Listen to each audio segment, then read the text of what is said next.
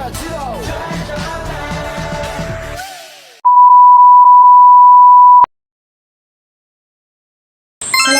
warahmatullahi wabarakatuh. Halo teman-teman semua, saya yang bernama Adita Rahmadani akan menceritakan salah satu ilmuwan dari Jerman yang bekerja untuk Jerman dan Amerika Serikat, yaitu Kurt Blume. Kurt Blume dilahirkan pada tanggal 31 Januari tahun 1894 di Belfort, Jerman. Dia merupakan seorang ilmuwan Nazi berpangkat tinggi sebelum dan sesudah Perang Dunia Kedua. Dia adalah wakil pemimpin kesehatan Reich dan berkuasa penuh untuk penelitian kanker di Dewan Penelitian Reich. Dalam autobiografinya, yaitu Arts in Kampf, yang berarti perjuangan seorang dokter, ia menyamakan antara kekuatan medis dan militer dalam pertempuran mereka untuk hidup dan mati. Blume diadili di pengadilan dokter pada tahun 1947 atas tuduhan melakukan eutanasia. Eutanasia yaitu tindakan mengakhiri hidup seseorang dengan sengaja untuk menghilangkan penderitaan orang tersebut dan melakukan eksperimen pada manusia. 그래서 지금 이 중에서도 한 명 교환이 되는 우리 팀에 바뀌어 있는 거고. Ia hanya mengakui bahwa ia diperintahkan pada tahun 1943 untuk melakukan eksperimen dengan vaksin wabah pada tahanan kamp konsentrasi. Kenyataannya, bulan tahun 1943, ia mengambil semua penelitian tentang perang biologis yang disponsori oleh Wehrmacht dan Stutzstaffel. Stutzstaffel artinya staf angkatan udara di Jerman. Meskipun ia dibebaskan dari perang biologis di pengadilan Dr. Nuremberg, hal ini terutama disebabkan oleh campur tangan Amerika Serikat karena pengakuannya sebelumnya sudah diketahui. Secara umum diterima bahwa ia memang berpartisipasi dalam eksperimen perang kimia dan biologis pada tahanan kamp konsentrasi. Beralih ke kehidupan awal Kurt Blume. Di kehidupan awal Kurt Blume, setelah ia bersekolah di tingkat dasar dan menengah di Dortmund, Blume lulus sekolah menengah atas pada tahun 1912 dan melanjutkan pendidikannya di kedokteran. Dia ditugaskan di Angkatan Darat Jerman selama Perang Dunia I. Pada tahun 1918 atau 1919, Blume bergabung dengan Freikorps. Freikorps yaitu sukarelawan paramiliter Jerman dan Eropa lainnya yang tidak teratur pada abad ke-18 sampai awal abad 20. Pada tahun 1920, ia bergabung dengan Kat Puch, di mana Kurt Blume di sini terluka. Selain itu, ia juga bergabung dengan Marine Brigade Erhardt, yaitu unit Freikorps yang dibentuk pada tahun 1919 di Republik Weimar, dan Organization Council. Blume adalah anggota awal Partai Nazi yang ia ikuti pada tahun 1922 dan Sturmabteilung, yang artinya Departemen Penyerangan. Kurt Blume sebagai Direktur Program Perang Biologis Nazi. Sebagai berkuasa penuh untuk penelitian kanker di Reich ketiga, Blume memiliki minat yang lama dalam penggunaan zat karsinogenik oleh militer dan virus penyebab kanker. Menurut buku Judgment Biologist Under Hitler, pada tahun 1942, ia menjadi direktur sebuah unit yang berafiliasi dengan Central Cancer Institute di Universitas Poznan di Polandia, dianeksasi oleh Jerman pada tahun 1939. Aneksasi maksudnya di sini adalah diambil paksa oleh Jerman. Meskipun ia mengklaim bahwa pekerjaan di institut ini hanya melibatkan tindakan defensif terhadap senjata biologis, Heinrich Himmler, Hermann Göring, dan Erich Schumann, kepala bagian sains Wehrmacht, sangat mendukung penggunaan senjata kimia dan biologis secara ofensif terhadap Inggris, Uni Soviet, dan Amerika Serikat. Pada tahun 1943, Schumann menulis kepada Dr. Heinrich Kleve, salah satu pakar perang biologis Wehrmacht, bahwa secara khusus Amerika harus diserang secara bersamaan dengan berbagai patogen epidemik manusia dan hewan serta hama tanaman, tutur Kleve. Menurut Kleve, wabah penyakit, tifus, kolera, dan antraks dikembangkan sebagai senjata, serta media sintesis baru untuk penyebaran bakteri ini yang memungkinkan mereka tetap virulen selama 8 hingga 12 minggu. Sebagai bagian dari program perang biologis Nazi yang diberi nama Sandy Blitzableiter, yang artinya penangkal petir, lembaga Blume merupakan operasi kamuflase untuk produksi agen perang biologis, dan pembangunannya diawasi oleh Karl Gross, seorang perwira Stustavo dan spesialis penyakit tropis, yang telah melakukan eksperimen mematikan terhadap 1.700 tahanan 그래서 지금 이 중에서도 한 명 교환이 된 우리 di kamp konsentrasi Mauthausen. Lembaga ini dikelilingi oleh tembok setinggi 10 kaki, dijaga oleh unit khusus Stustavo, dan dirancang untuk mencegah pelepasan berbagai agen biologis yang diproduksi di sana secara tidak sengaja.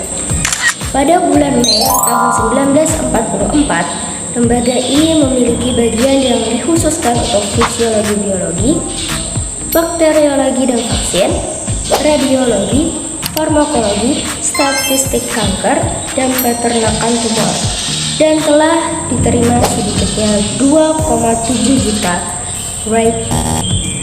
Reichsmark dalam pendanaan dari Wehrmacht dan Stustavo pada tahun 1943 sampai 1945.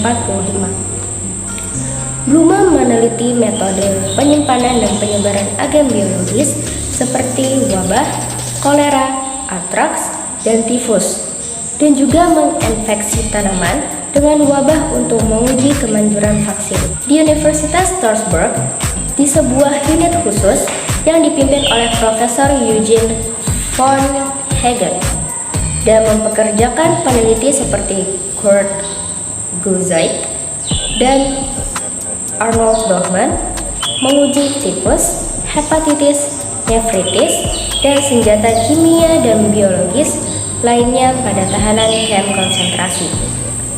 Gutzeit bertanggung jawab atas penelitian hepatitis untuk Angkatan Darat Jerman.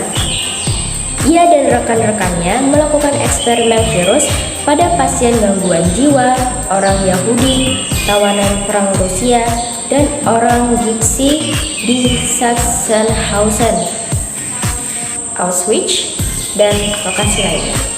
Pada bulan Oktober tahun 1944, Himmler juga memerintahkan Blume untuk bereksperimen dengan wabah pada tahanan kamp konsentrasi. Selanjutnya, kolaborasi dengan Unit 731 dan program perang biologis di Jepang. Selama perang, program perang biologis Jerman dan Jepang saling bertukar informasi, sampel, dan peralatan melalui kapal selam.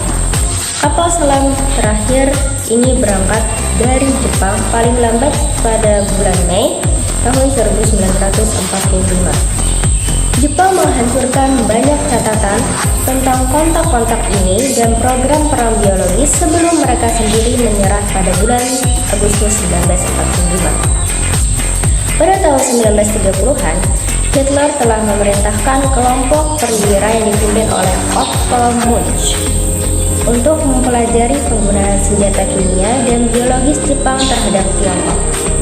Program-program kerjasama dan pertukaran ilmiah ini diinformasikan dalam serangkaian perjanjian pada tahun 1938 sampai 1939.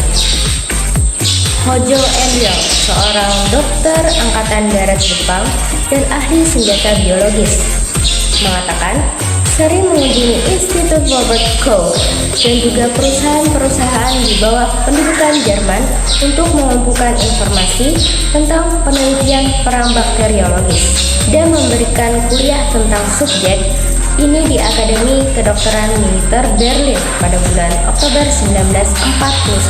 Gerhard Ross yang merupakan ahli Jerman tentang penyakit tropis dan tipus epidemik dan kemudian menjadi terdakwa di pengadilan dokter Nuremberg, memasok sampel virus demam kuning ke unit 731 yang tidak dapat mereka peroleh dari Amerika Serikat. Institut Blume sendiri di Posen sangat mirip dalam desain dengan fasilitas unit 731 di Pinvan, Manchuria. Aktivitas pasca perang dan pekerjaan di Amerika Serikat. Blume ditangkap di Munich pada tanggal 17 Mei tahun 1945 oleh United States Counter-Intelligence Corps yang artinya sebuah badan intelijen angkatan darat. Ia tidak memiliki dokumen apapun kecuali SIM-nya. Setelah beberapa minggu ditahan, di mana CIC memeriksa identitasnya, Blume dibawa ke Kastil Karlsburg, sebuah kastil abad pertengahan di udara Frankfurt. Dipercayai bahwa intervensi Amerika menyelamatkan Blume dari tiang bangunan dengan imbalan informasi tentang perang biologis, gas saraf, dan memberikan saran tentang program senjata kimia dan biologis Amerika. Pada bulan November tahun 1947, 2 bulan setelah pembebasannya di Nuremberg, Blume diwawancarai oleh 4 perwakilan dari Camp David, Maryland, termasuk H.W. Batchelor, di mana ia mengidentifikasi para ahli perang biologis dan lokasi mereka dan menggambarkan berbagai metode melakukan perang biologis. Blume dipekerjakan oleh Sidney Gottlieb untuk bekerja pada program MK Ultra. Pada tahun 1951, ia dipekerjakan oleh Korps Kimia Angkatan Darat Amerika Serikat di bawah Proyek 63, salah satu penerus operasi Paperclip untuk menangani perang kimia. Arsipnya tidak menyebutkan Nuremberg. Ditolak visanya oleh konsul Amerika Serikat di Frankfurt. Ia dipekerjakan di Pusat Intelijen Komando Eropa di Ober-Russel, Jerman Barat. Ia bekerja di sana pada proyek rahasia yang tidak dideklasifikasi yang diberi label dalam arsip kasus ilmuwan asing Blume sebagai Angkatan Darat.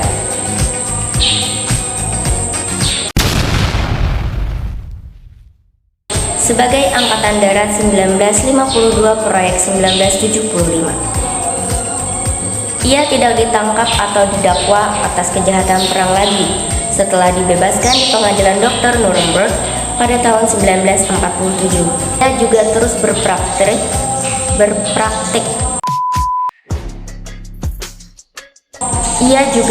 berpraktik sebagai dokter di Jerman Barat dan aktif dalam politik sebagai anggota Partai Jerman yang Konservatif Nasional. Dan pada akhirnya, Kurt Blume meninggal pada tanggal 10 Oktober tahun 1969 di Dortmund, Jerman Barat.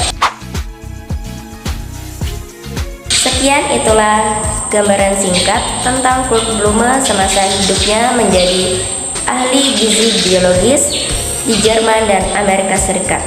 Semoga apa yang saya sampaikan bermanfaat untuk teman-teman dan untuk saya sendiri.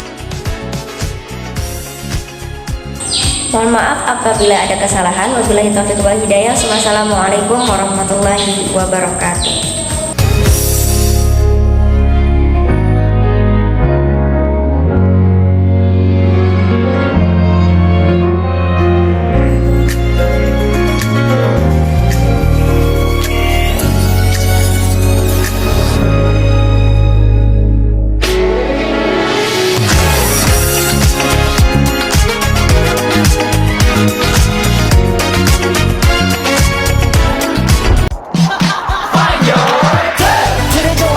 달려 Ready for action, let's go 트러블 물을 찾으러